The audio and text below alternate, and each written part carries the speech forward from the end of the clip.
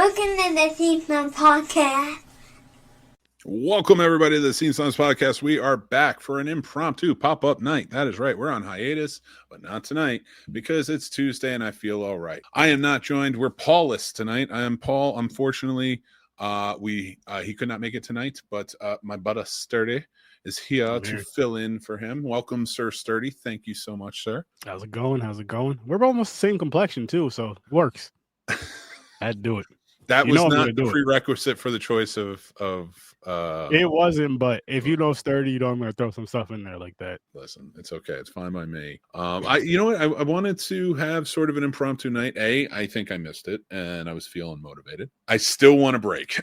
I still want to, I may do another impromptu pop-up show, see how this goes, but right now, the only podcast I've been putting out is the Snobs reviews as a podcast. So you can go check it out. We put out 3 or 4 episodes of that. It's all our reviews on all the new stuff coming out and checking out.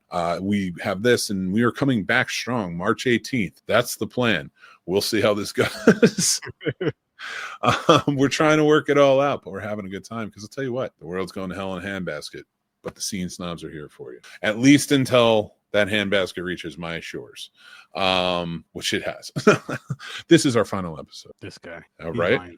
You got to take it. You got to take it to the absurd level when we get back. First thing. That's true. You know, you got to bring it, and you got to embrace it as the Snobnation, and we appreciate it. Yeah, we're live tonight, and honestly, nobody knows we're here, so nobody's watching, so we can kind of say whatever the hell we want. But if you do decide to join in, make sure you comment along. So Sturdy, I got something today. I'm listening. I picked up what I like to call an Ed McMahon. So if anybody remembers the Tonight Show, not Sturdy, he's way too young. If anybody remembers the Tonight Show from way back in the day, Ed McMahon was Johnny Carson's right-hand man. Didn't really say much, didn't really add anything of value to the show. He just mostly remained quiet, but offered great hearty har-hars and good one Johnnies every once in a while. And I got one of those in mine, and my good buddy Roy. Welcome, Roy. Yes. You already said way too much for the show. You are correct, sir. So in my hubris-filled mind, I decided to get my own Ed McMahon for our episode back. So Roy is joining us to just laugh at my jokes and make me feel a little more special. And sometimes, because we go back a long, long way, he's going to do what Sturdy often does on this show, and he's going to instigate things by throwing out random memories from way back when. Wait a minute. When does Sturdy ever instigate anything? I told him a story for 45 minutes about how you instigated an entire interview conversation that was tanking, and you just brought up Sound of Music, and it went another half hour. Hold up. Hang on. That was in self-defense because you brought up Blood Lake first. I was like, I got to defend myself. We had to save the interview. We went at each other.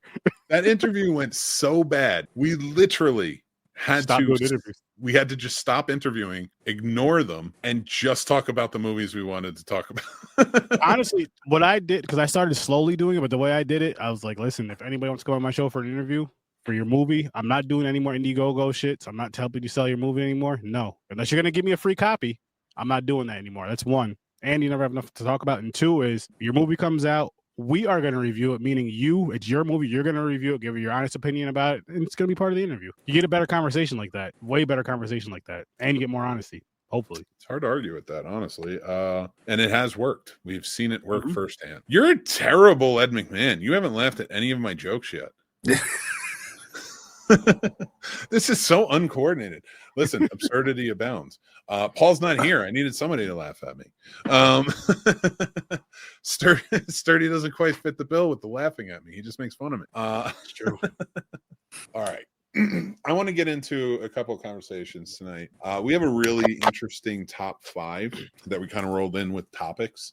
So we're going to talk about the top 5 ways that James Bond could probably be ruined by Amazon now that they've acquired the full rights. But before we kick that off, let's go around and talk about how are you doing, sir? What are you seeing out there in the world right now in terms of entertainment? And is it fun? Is it good? What's with all the craziness out there? I'm not finding anything. White Lotus now has 3 siblings banging. What the fuck is White? There's craziness out there. They're just throwing shit in the shows now. 3 siblings each other? Yeah, one of them's a Schwarzenegger. Yeah. Wow. Well, no, not in real life, on the show. No, I know, but still. It's So called White Lotus. It's called White Lotus. His siblings are just banging each other. Well, what is something that can be shocking on TV these days? Well, I think we're covering most things. I don't know what can be shocking anymore because real life is so damn crazy now that it's like I can't be surprised on what's on TV when I turn on the news or you read a news article and you're just like, oh wow. Oh, I'm sorry. Is something going on? I'm living in May 2024.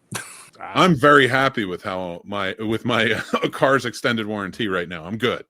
My good. country's extended warranty. That's good. We're gonna have to buy that. We're gonna have to buy one of those, I think. God, I hope in the war of when we get taken over, it's Canada. I like that you're sticking to the laughs. I'm gonna move to Japan by then. I'm gonna be Japanese by then, Blackanese. Jeez.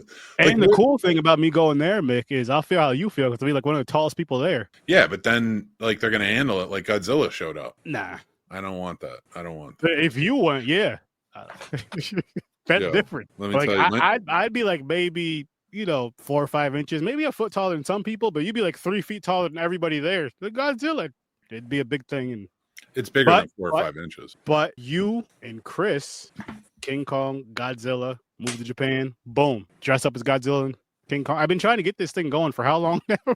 If we all lived close enough, I feel like that would be a series. It probably some would sort be. of TikTok series where we're just fighting in like cities and just see what everybody says, like throw each other into buildings and you shake the camera.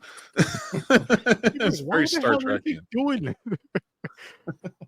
Our wives like, nope, take it in your backyard. You're not doing it here again this time. No, go to the park or something. See, that's the America I wish I still had. I don't feel like I can do that anymore. And that's sad. I want to, I'm all about the absurdity, everybody. All right. Here's the real reason we went quick.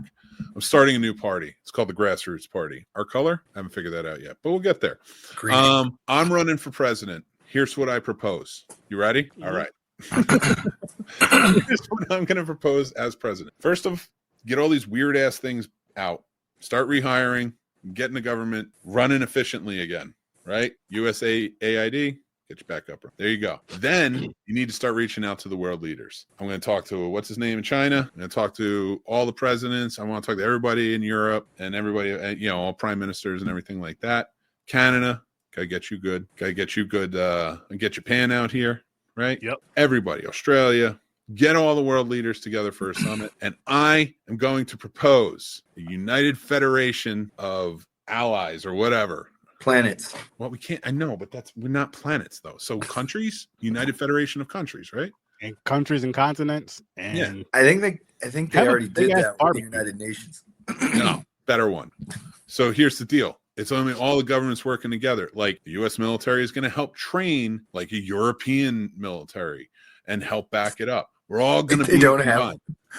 They already. Well, listen, we're getting there. It's not hard. We'll figure it out. We just got to work together. And then, like, if Russia wants to get rid of what's his name, and then they can come back, cool. But it's the no billionaires club. You all got to go to Mars on Elon's rocket. And you every single country, continent, all that stuff, you have to bring your food. We're all going to just have like a big potluck and just talk about shit. Well, you don't have to bring your food. We'll supply you with food, but we all got to make our own stuff for each other. No. You have to bring your culture's food. No, that's fine, people together. We would supply the ingredients here. It would be asinine to make them bring it all. Bring the ingredients with you because there's certain spices and certain things that we don't get here. That so many ingredients. Listen, there's certain ingredients that they get overseas that we don't get here. I'm with him. And on top of that, like, I don't want all the nonsense that we put in our foods here that's not allowed everywhere else around the world. Let's bring that here. We'll have a nice, beautiful potluck, and we'll just talk about togetherness. We'll make America the cookout spot for everyone that's a part of the United Federations of Countries or wants to be. Yeah. It'll be great. We'll do it right on the White House lawn. And if you get this is down the future, everybody. This is after if you act right. If you act right, he said cookout, but you can get invited to the barbecue. Now that's something different. I misspoke. Well, I'm not throwing good it. Enough? No, because now I have to fix things in the country too. Race relations. Yeah, food. We're gonna have vendors at the White House every Sunday. Everybody comes and has some food. It's all gonna be all different types of food. And here's how you help racism. You blindfold people, right? You're gonna know exactly who the Irish are when you taste corned beef. No, listen. You blindfold people. You have to have conversations about, like, say you do like a little thing about certain things you like. Not about people, just certain things you like to do, this, that, and the third. Then people that like a lot of the same things, you blindfold them. They all go into a room. They have a conversation. And you let the kids go play. Oh, the kids will be out fine. back, and like they just have a good old time playing kickball or something. And like, that's how you do it. All you guys out there are having a hard time finding traditional women. I have an easy fix. Don't look for traditional. Just go out and find a woman. Be cool with it. Have fun. Everybody let go a little bit. Be like you were at the barbecues back, just chilling, hanging out with other people. If you're that cool, with 30 and people like 30, when we pass around a peace pipe and it's not crack. I think what I can't say this.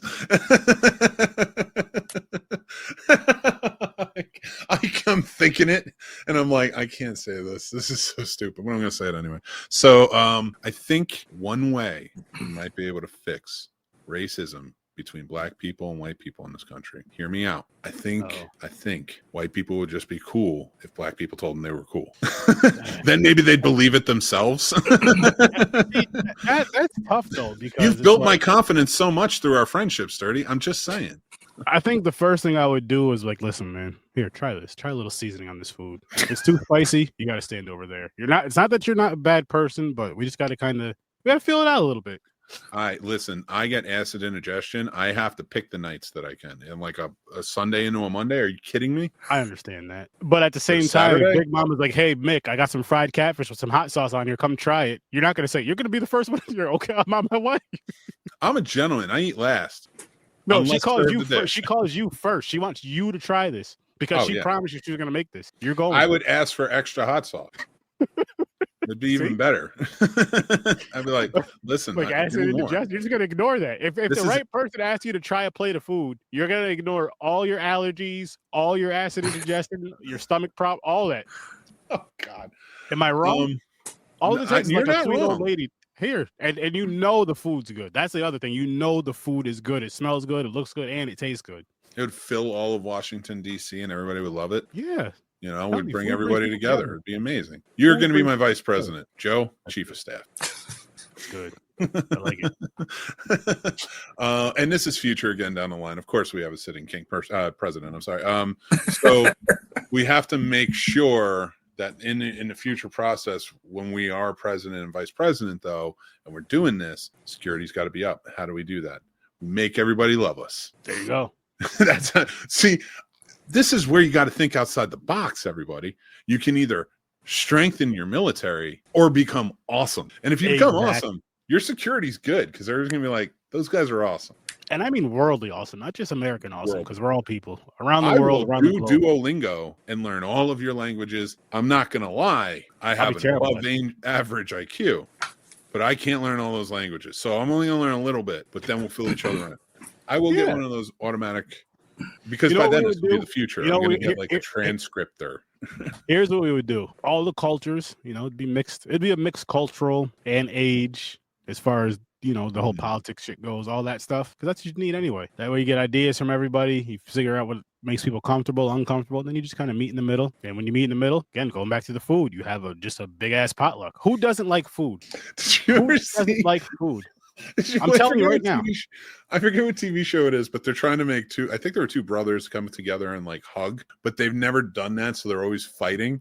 So like at one point when it's like a really tender moment, like the one guy is like fighting the strength to put his arms or his hands around the guy's arms. I feel like that would be a part of America that it's like, I don't know if it's cool to be here. It's like, all right, just hug. I mean, we'll get it over with that alone, there's certain households and siblings that won't hug each other. So it's like, listen, man, if we want to make this togetherness, you guys got to hug each other. If we're doing togetherness, you got to burn certain garbs at the bonfire. Oh, yeah. It's going to be amazing. Yeah. You bring the drinks, we'll bring the laughs and the music, and it will be epic. Oh, yeah. All those white hoods and red hoods. I know exactly what he means with that. Macron, the French president. Come on down, bring your people. I want to taste some baguettes. Let's do it. You seemed pretty cool the other day. You were fact checking. Light step and fact checking. That's what you were doing. But we're going to make a cool White House. You know what? Each race gets to pick a wall of the White House and paint it. a mural.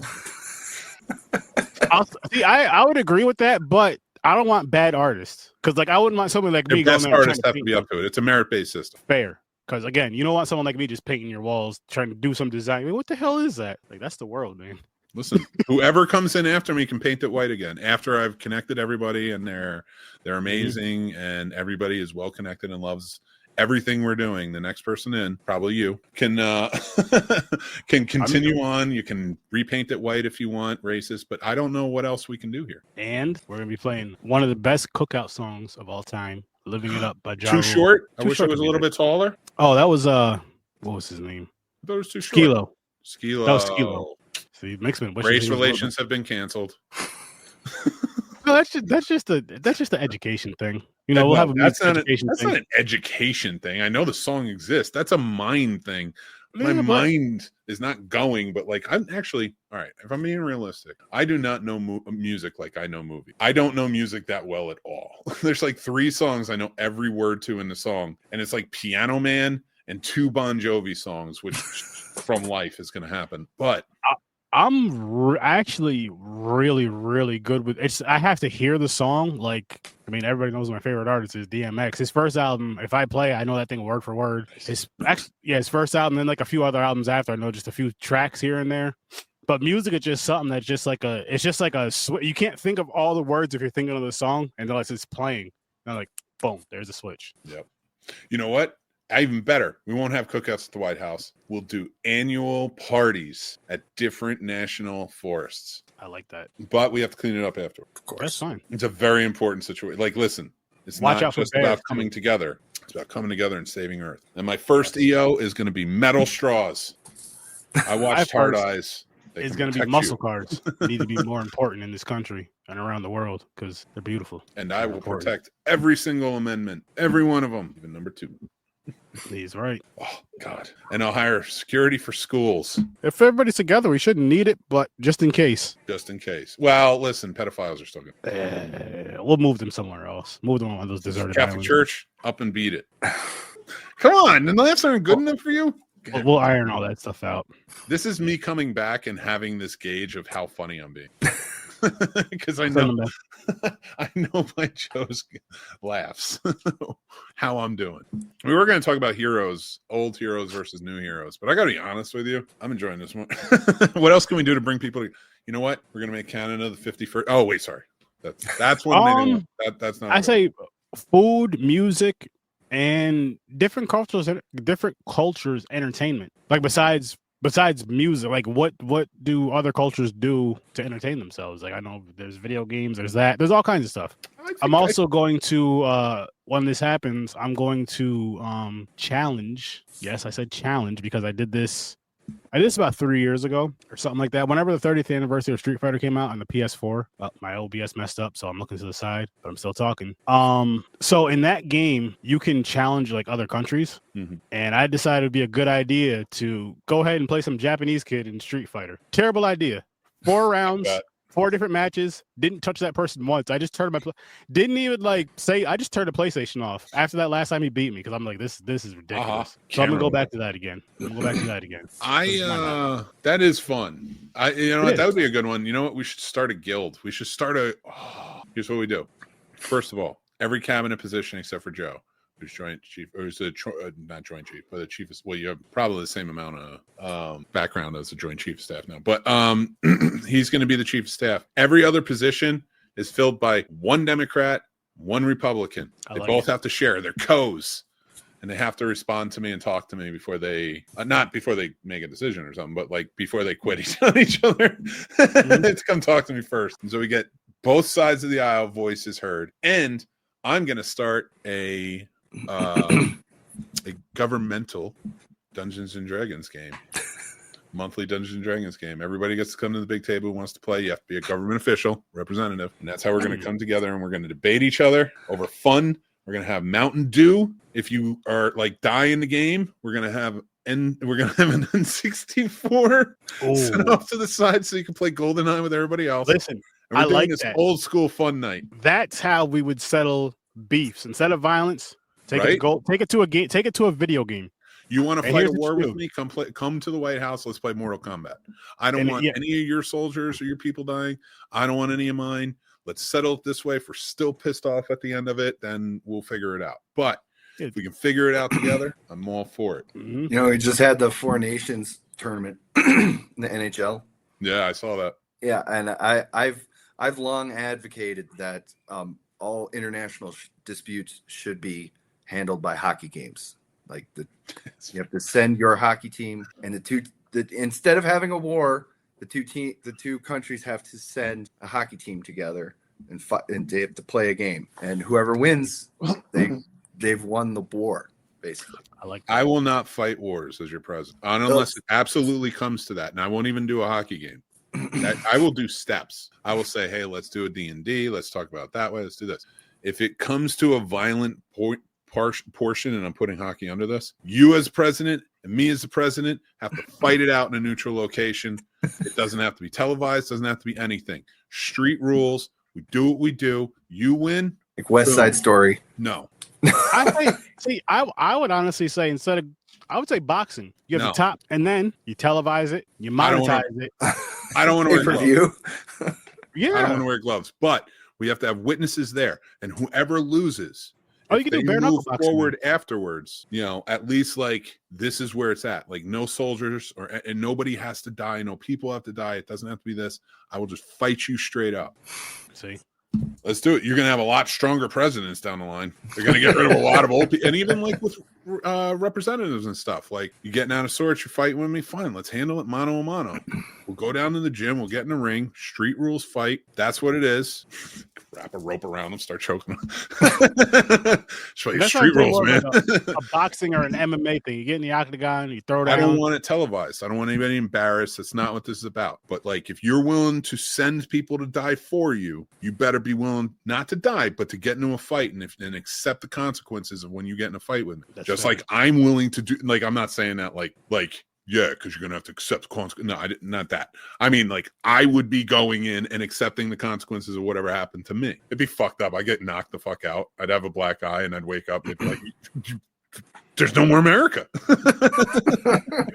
What are you talking about? What about Sturdy? Did he not get in the ring after me? No. Like I tried to tell you, Mick, you should just let me race this person. I was gonna beat him, but you wanted to fight him. Well, no, the buck's got to stop with me as the president. I gotta do it first. You got to come in with the flying chair.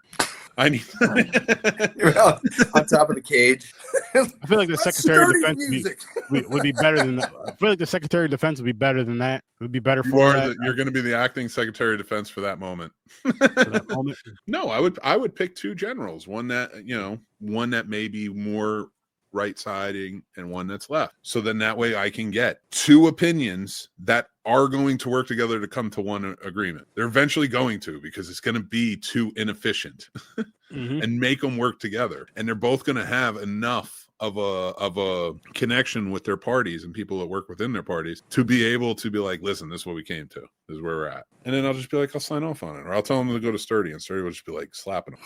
I'll just sit them down and say, listen, you guys can't figure this out. You have to watch The English Patient first and then Blood Lake right after. Instead of sending people to like prison and stuff and all that fighting, when you lose, you got to watch those two movies back to back. Oh my God. That would be kind of funny. Every time there's a bickering or every time there's a fight or something, or somebody says something mean, that's your punishment. Like you have a really mean, like, congressman or congresswoman or something like we've seen before in the past. We were talking about space lasers and shit, but which everything in the last, you just made me come to a realization I didn't want to come to, but it's actually a good segue into what we're getting into next. Everything they've done since January 20th has been something a Bond villain has done. Or like talked about, like not actually gone out and done, but like have talked about, and you're kind of like, I've just watched 20 James Bond films. Damn. First 40 years, 1962 to 2022, or 2002. That's when it came out, the 50th anniversary, 2022. So yeah. The crazy shit that happens in the James Bond movies, the wild harebrained scheme, they've either been talked about or done. Going to Fort Knox to see if the gold is there is part of it. Goldfinger. It's in Goldfinger. Goldfinger goes, his whole plan is to destroy Fort Knox and all the gold, so that way he can be the main source of money for for all the countries, because he has the most gold reserve after Fort Knox. And I'm like, I feel like they're going to say there's no gold and get everybody in a tizzy so they buy crypto. You're probably right. And that's a Bond villain thing. You're right. We're like a jetpack and an Aston Martin shy of what the fuck, England? Where are you? Yeah, and I need a magnet watch because that's pretty damn cool. Can't find my car keys. Boop. Turn that thing on. Here they are. God, there's so many cool gadgets in these shows. I like in these movies, and they've just been so much fun. I know I'm getting into a point where there's no more gadgets. But that actually brings me to my next point. And the next part of our show, we might as well segue now. Our top 5 countdown. Ways Amazon may ruin James Bond. That's right, everybody. It's our top 5 countdown. I told you from coming back strong, and this is something I really wanted to talk about. So Amazon, Mr. Bezos, Jeff, please, I'm begging you, do not ruin this. Do not ruin this. I know you're not hands-on. You're super billionaire. You're hanging out with your buddies and the other guys trying to do the very fucking things that are in these movies you clearly haven't watched that you purchased. No, they were watching them looking for ideas. But there's even I can't even get it out. There's even a plot, and you're gonna have to go back and listen to the first part of the show if you're watching this clip. But there is a Bond villain who owns the media, and he controls the media and what stories come out there. Like, he's causing a war with like stealth ships and stuff. So that way he can have the news first before. So he's causing the things to have access to that news first. Tomorrow never dies, right? Yes, thank you. And I think about that, and I think about like the Washington Post, and I'm like, so Jeff, did you watch the movies? And if you did, did you think James Bond was the villain, or did you just not care? Well, I am so far removed from like celebrities or anybody else. Like I watch movies like it's going out of fucking style, and in a way that I like analyze them. Joe knows, he worked in the industry with me. He just won't say anything. He's contractually obligated to just laugh. But so, like, I think about this and I'm like, what are we doing? What is happening here? Why are we doing this? And then I watched James Bond and realized people took the wrong ideas. Like, we used to go to Star Trek and be like, we should have touchscreen things. We should have doors that open like this. We should work towards the better of this. And then I feel like tech bros started watching James Bond and were like, got it right? Fucking Octopussy. She was 100% right the whole time. And it's like, really?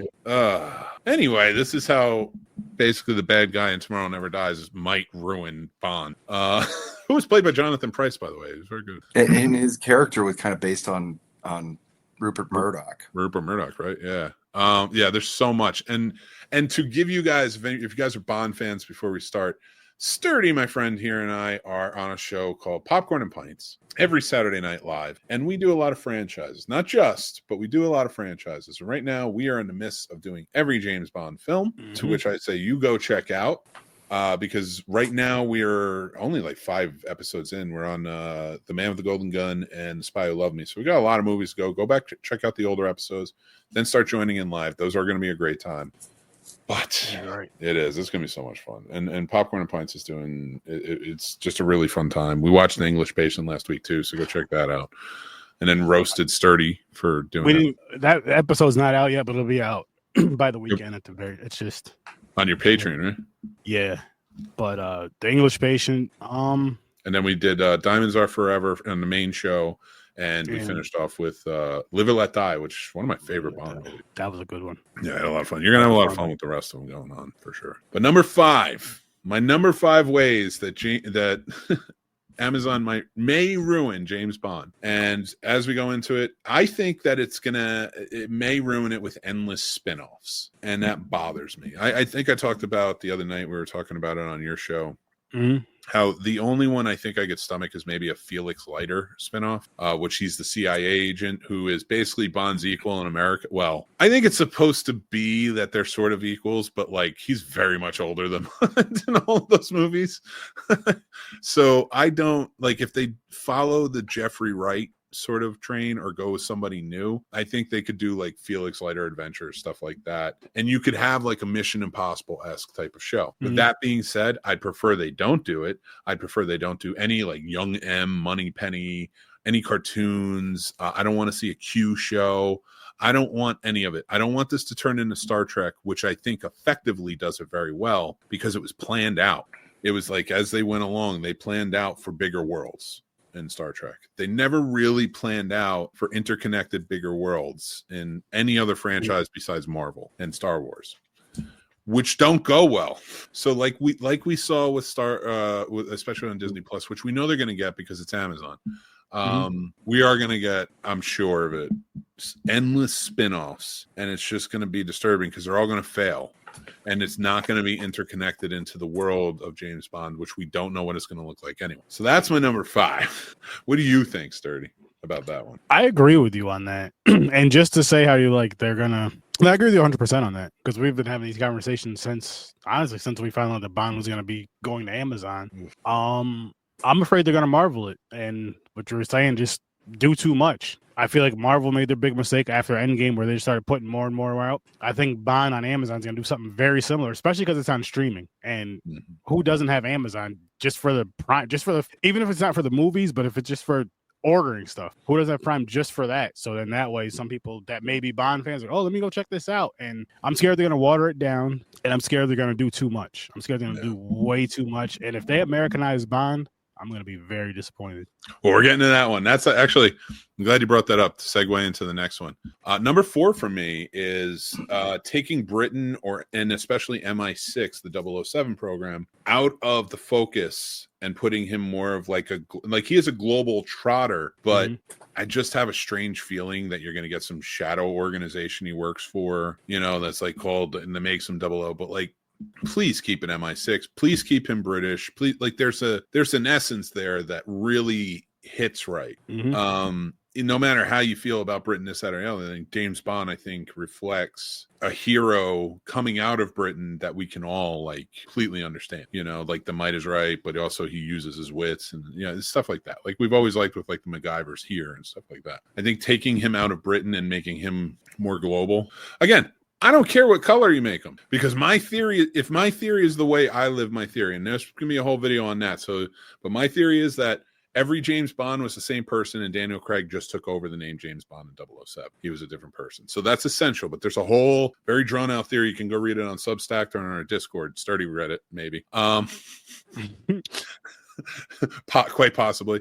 And I go really in depth with it. But the reason I say that is that I don't care what color he is, because there's all different types of ethnic races and things like that in England too. Yeah. So what I just want you to keep him British, and don't just make him a different race to just make him a different race. Don't make it make sense. That. Yeah, like again, like I don't care. We've already seen a separate 007. I don't want to give anything away with No Time to Die, but there is somebody else who takes the number 007 for reasons, and you'll find out when you get there. But you can make it where, and that was a black actor. So like I don't care. We've already established this. But like you said, make it make sense. Like when they said Idris Elba, which I think he's too old for the role now. I think you got to be in like the 30s, 40s. Especially if you're starting fresh.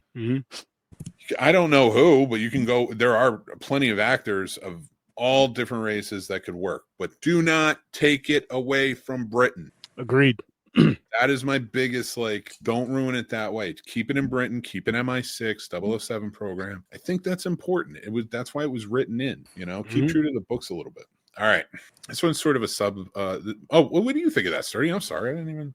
No, I was going back and forth. I agree with you 1,000% on that. As far as, that's why I said don't Americanize it. Keep it in Britain as far as like the main, or in London as far as like the main thing. Keep him British and all that good stuff. And I'm just scared they're going to Americanize it, because we tend to do that here. We tend to buy something and then just ruin it when it comes. They already have, technically, because in the 1950s they did teleplay of Casino Royale based on the book, and James Bond was an American agent, and Felix Leiter became Clarence Leiter. He was an MI6 agent, and so like it just became a teleplay of Casino Royale, but they Americanized. And Don't do that, America. Please don't do that. Don't do that. Don't do that. We already have one with the Mission Impossible. Like, do that. We already have. Also, we already have Fast and Furious, stuff like that. Like, you got enough America. Yeah. And I also don't want them to Americanize it in a way where it's like, even all of the stunts and the way it was seemed very British. Like, it seems like it was like a British production. This, like, I listen, I love American action film, but they're just different. Completely. Now, how would you feel if they went, and I've never read the books, but if they went with this Amazon thing, if they went more towards the books? I'm fine with that. Like, because the Living Daylights and License to Kill were very much trying. Well, let's go back to the Living Daylights more so, because that was more so trying to be like the books. And I think they did a good job. It's more straight laced. You know, it's not as like bonkers as like the movies make it with all stunts and such. But I mean, but I think that's where. Okay, so then we'll get to my number 2 on that, because my number 2 I think will answer that question. But let's get to number 3 real quick. And my number 3 on this is prequels. I don't want prequels. I don't want young James Bond. I don't want James Bond as a kid. I don't want cartoons of James Bond. I want nothing but James Bond movies ultimately, but don't set them as prequels. If you're starting anew and it's a new guy, or you're whatever, you're starting over, fine. You can start from the beginning with the stories. You can retell some of the old stories if that's what you're going to do. I wish you wouldn't. I wish you'd keep it in line. But if that's what you're going to do, fine. I just hope that they don't prequel this. Now, to let everybody know that you're still here, Joe, you worked on the prequels for Star Wars. Yes. On the 3D conversion of them, yes. Yes. Well, now that you've talked, everybody knows that you're still here in the podcast world. And he's the man. So, but yeah, how do you feel about it starting? Do you want to see prequels of everybody and everything? No, I wouldn't. I'm going to tell you this, though. If they did anything animated, or I mean, if they did any type of series, I want it to be animated. I don't want a live action Bond series, TV series. I want cartoons. I want animation, and I want it to be bonkers. Okay. All right. British and bonkers. James Bond Jr. then? Yeah. Or James Bond the Third, even if they wanted to go that route. Yeah, we even figured out. We even figured out on the show, like, James Bond Jr. is 91. He was 17. So we figured out who the mom would be based on that. Bond, yeah. But let's get to our number 2, which is sort of like we were talking about earlier. And that's removing the elements that make Bond special. That says 1. Oh, all right. Number 2, removing the Bond elements that make Bond special. We talked about Britain. We've talked, and he has a charm about him. Well, it's not just I think, yeah, I mean, definitely has a lot of charm and charisma. And I mean, I'll say from the what is his name? From the Sean Connerys, he's a terrible spy. And I want that in the new Bond. I want that in the new Bond movies. I want him to still be a terrible spy, at least for the first few movies, because there's just stuff. He's always walking literally walking right into a trap. And I'm thinking to myself, like, I thought they were way smarter and better than this, but he's just like going right there. Or like when certain things are going down, which you have stupid henchmen, of course. Like certain spots where he's hiding. I'm just like, come on, Bond. I mean, the last movie we watched, he walked past 2 henchmen. They were just acting like they were doing something. He goes and does whatever the hell he does. It gets knocked out. I'm like, you should really be keeping an eye on these 2 people right here. You should be better than you. Turned your back on them. Didn't even look around. Nothing. Next thing you know, knocked out. James Bond's biggest power is his luck. I thought you were going to say his penis. That's his second biggest power, because that guy gets laid more than anybody, and that's why, like, I don't like. I'm going to say something maybe controversial here, and I don't mean to be sexist. That's what I don't think James Bond should ever be a woman. And the reason I don't think James Bond should ever be a woman is because they will lose elements of what made James Bond fun and special. And you could do them, but they won't, because it will be just too. Like, no, that's not how a woman acts. I'm like, she should be sleeping around. Like, if a guy comes near her, like James Bond, she should just be horny.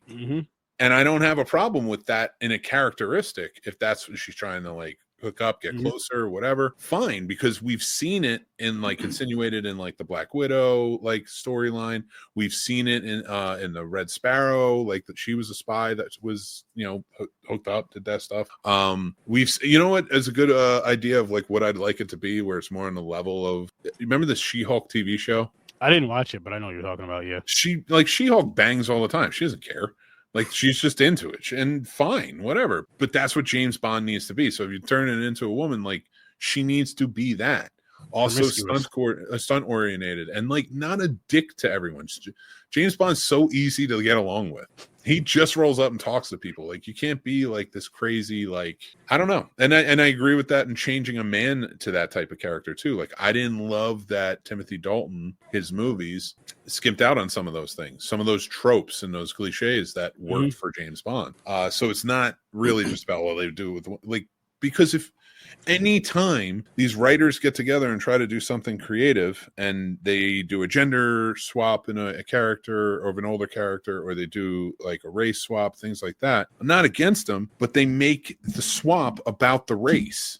Yeah. They make it very evident and talk about those things. And it's like, I don't need to know why James Bond is black or a woman. I just want James Bond to be James Bond. And if people can't accept that, you need to ignore them, because your fans just want to see James Bond. Damn right. So like that's where I'm coming from, is like if you're going to try and overcorrect something by doing this like kind of pandering, you're going to ruin a character that I really enjoy. Just keep him white at this point. You know, if that's the case, like if that's the only race that can get away with being so much of an asshole. I hate to break it to you, but that's probably why he has Luck as his best friend.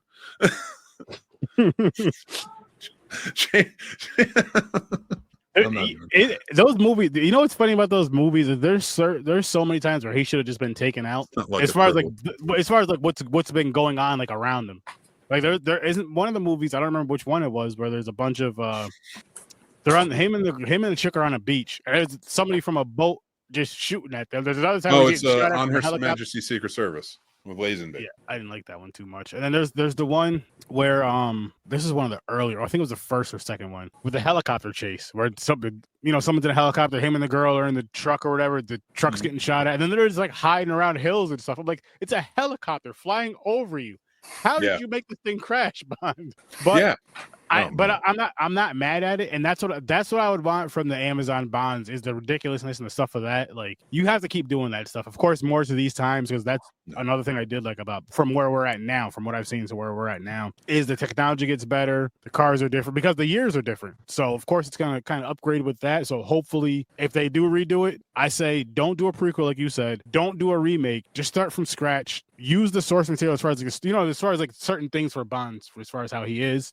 But do it in these times. Like if it was dropping in 2025, have 2025 stuff in it, 2025 technology, or even further ahead to be ridiculous. That's perfectly fine too. But don't go too far, Going back to the prequels part though, what if they did period piece James Bonds, but they fit him in as like this was just another adventure?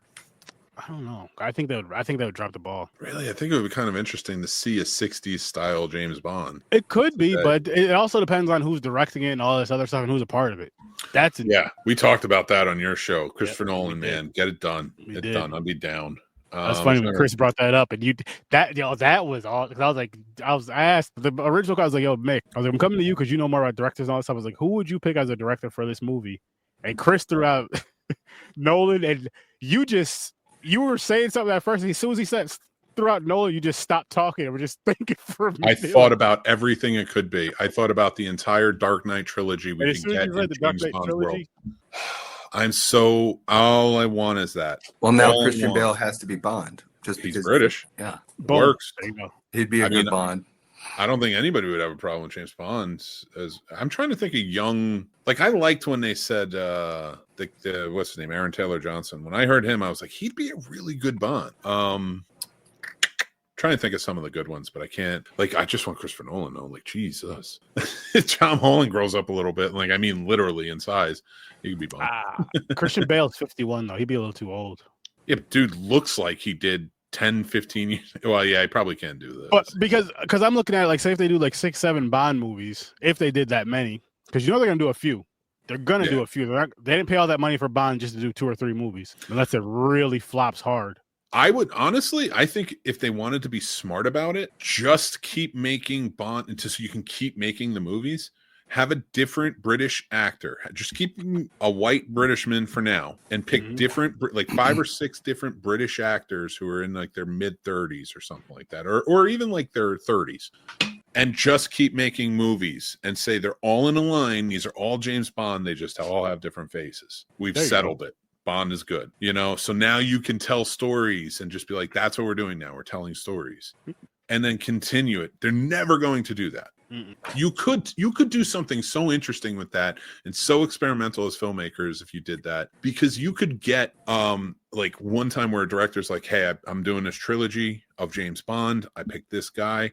And then they can start working on the next movie after that, after the third one, you know, and have James Bond stories in between. And really, like, now would you space them out every 2 years like they did? Well, except for that 1 6-year gap, but like almost go for like every 2 to 5 years. Would you have a different director? So say if they did the trilogy thing, right? Say they did the trilogy for the first 3. Would you have a different director for, say, the next 3? If they did it, say if they did in trios. Well, think about it this way. So you had 4, 5, 6 in the 60s. You had 1, 2, 3, 4, 5 in the 70s, 5 in the 80s, 2 in the 90s, 2 in the 2000s, and 5 in like between 2015 or no, like 2008, like Casino Royale came. So like they spread them out so far. That's why Daniel Craig's like, I can't sustain this, dude. I'm old at this point, because it's like almost 20 years worth of going. So I think to do that, you got to pick different directors. Like early on, they always had like, a stock of directors who would take over and like, okay, you're directing this one, you're going to direct the next one, you're going to direct this one, then you're coming back from the first one, then directing this one. And I thought they did well. In the 80s, they had one director for all 5 movies, John Glenn, but they all had a very similar tone, except for A View to a Kill. It's wild, but I love it. Christopher Walken's badass. And then like, you know, so like, and then they got like newer directors. So like they changed the pattern of how they did it, but I hope they would get stop hiring, unless you hire Christopher Nolan to tell an epic like trilogy of James Bond, stop hiring big time directors. Like Sam Mendes did a great job. All these guys did amazing jobs on these Bond movies. But that's why they took almost 20 years, because all of these directors, there's so many great directors who are at their indie level or just at the low budget studio level that you can get, that it will be a stock company of directors that probably love James Bond and want to tell these tales, and you can keep them going and shine lights on certain directors. I dig it. But I also hope that they do what they did in the 60s, which is get writers who are British to write. Roald Dahl writing a James Bond movie, like that's huge for the 1960s. And there's so many, you know, the music's always done by a huge star at the time. Like you have to keep up with certain traditions, and that's why I say for number 2, don't lose with Bond special. But now we're on number 1, and I wanted to say this to finish it off before we go. Turning it into a TV series like Jack Ryan or Reacher or other shows like that, like you had talked about earlier, Sturdy. I can't do the dark and gritty like those shows are great and they're fun and they're wonderful and they're very American TV shows. This is not what James Bond is. If you turn it into a TV show, you're ruining it. Keep it movies. Unless you do an animated series like James Bond Jr. Like James Bond Jr. As always, like James Bond Jr. No one can stop him, but Scum always tries. I haven't watched that cartoon in years. I still remember the damn theme song. Dude, you got my kid hooked on it, and now he's just watching it. And they have all the old villains in it too. He's having a ball because watching the movies with me, and then going back, he's like, "That's Goldfinger, that's Jaws, that's what," you know, like he's like naming them. He's like, "They're definitely in this. Odd Job's in it." I'm like, okay. Like, I gotta watch those. It was a lot of fun one of these nights. But we're gonna round out, but I have to finish off with, of course, mixed movie pick for this week. As you know, everybody, my movie picks are always going to be tomorrow classic film reviews here on the Snobs channel. So if you like, you subscribe, you help come out, you can go and listen to it. It's like a little documentary that plays with the trailer. You'll have some fun. You'll learn about a little bit behind the scenes, the legacy, the reception, things like that, of a great romantic movie from 1953, Roman Holiday, starring Gregory Peck and Audrey Hepburn in one of her first roles. She was so new to this. I absolutely adored it. I had such a great time with this movie when I first saw it, and I've checked it out since, and my wife and I are going to watch this. So I'm all in on this. But if you haven't had a chance to check this out, this has been February. We've been doing romance movie months this month. This is our final one. We're going into March next month. So be aware and be ready and subscribe so you know what classic films are coming out then. But as for tomorrow, Roman Holiday will be out. You can go check that out. Ooh. And then, of course, it's James Bond time. We've been talking about it. Over on Popcorn and Pints, we're reviewing it.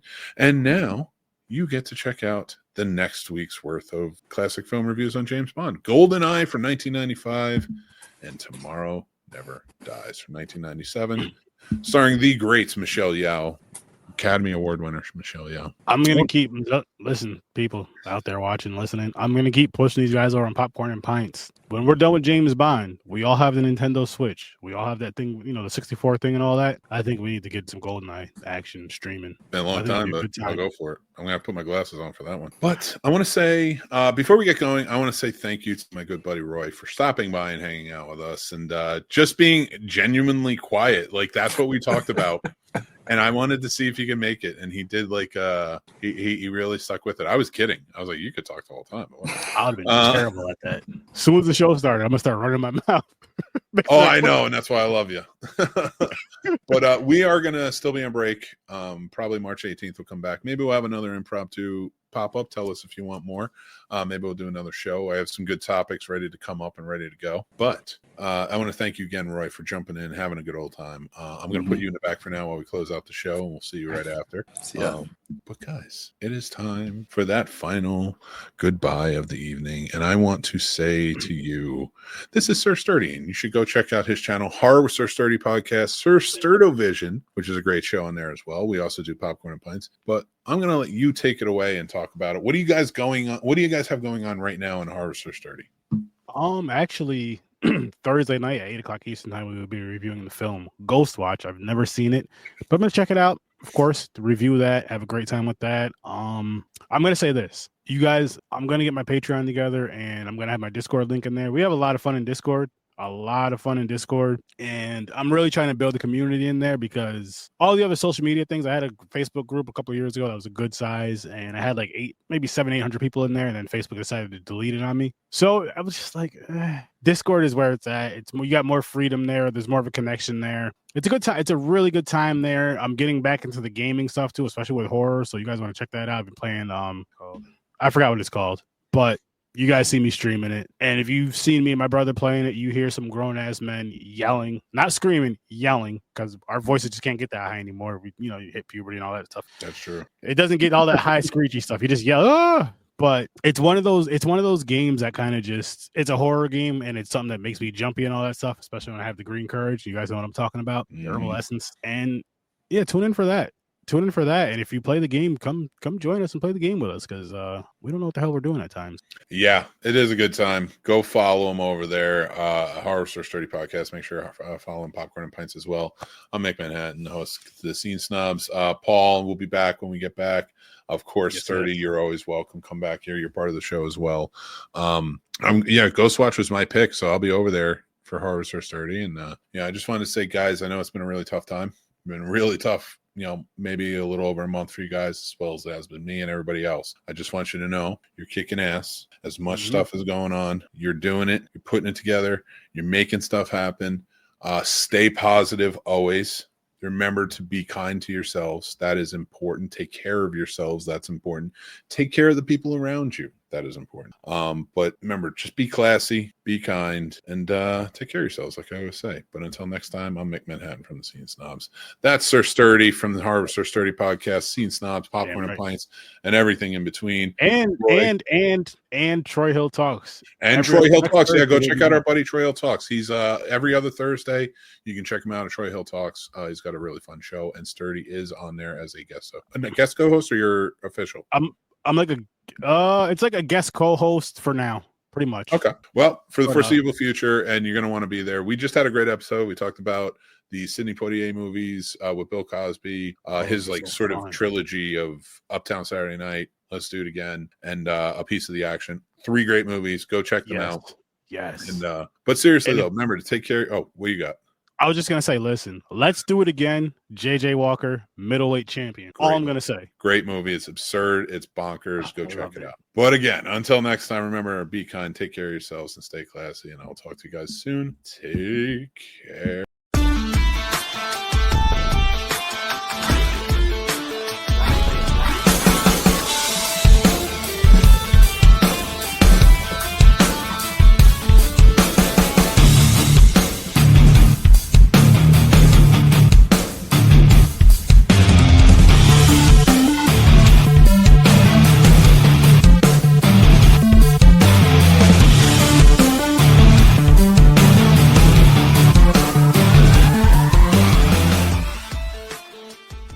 I'm here. Hold on.